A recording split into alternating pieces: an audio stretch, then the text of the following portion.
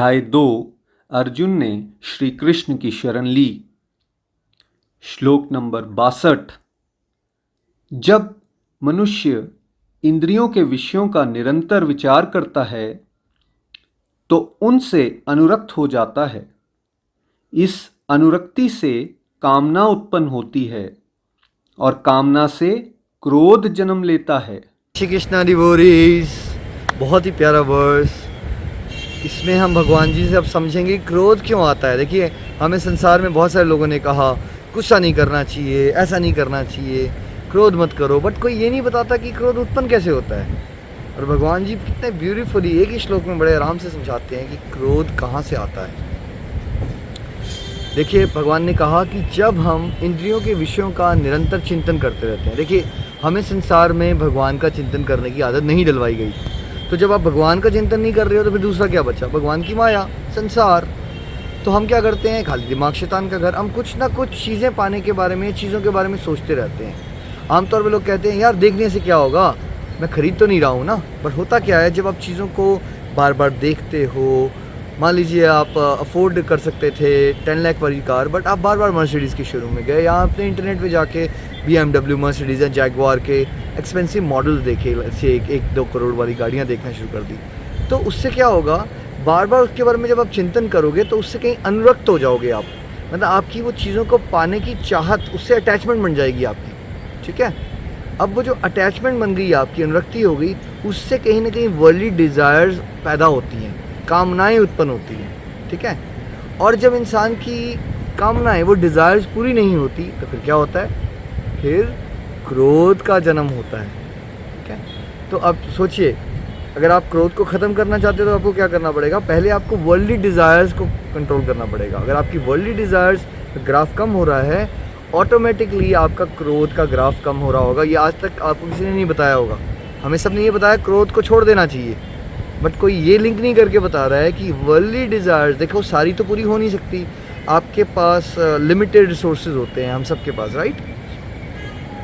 लेकिन desires limited नहीं होती। मान लीजिए आपके पास कोई 1 करोड़ की डिज़ायर है कि मैं ये कार ले लूँगा, बट दैट डजंट मीन कि आपकी वो कार लेके वो डिज़ायर्स ख़त्म हो जाएंगी। हो सकता है आप वो एक कार ले लो, बट आपको लगे यार मेरे पास एक SUV भी होनी चाहिए और मेरे पास एक स्पोर्ट्स कार भी होनी चाहिए।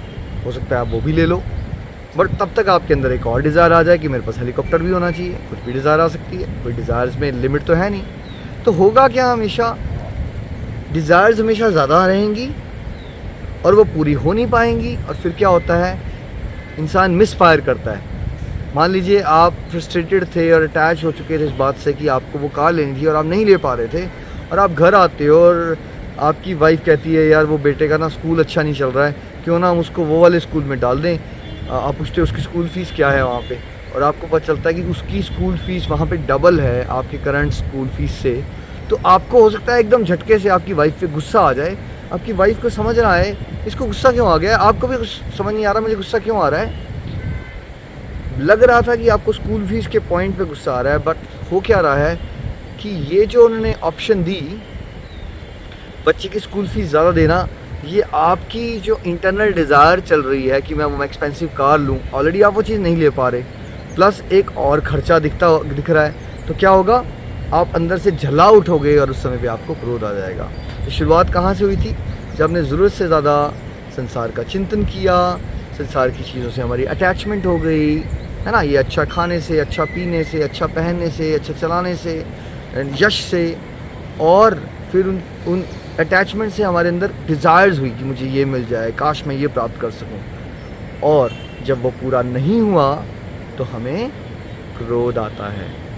तो अगर आप क्रोध को मिटाना चाहते हो तो आपको क्या करना पड़ेगा? स्टार्टिंग पॉइंट क्या है?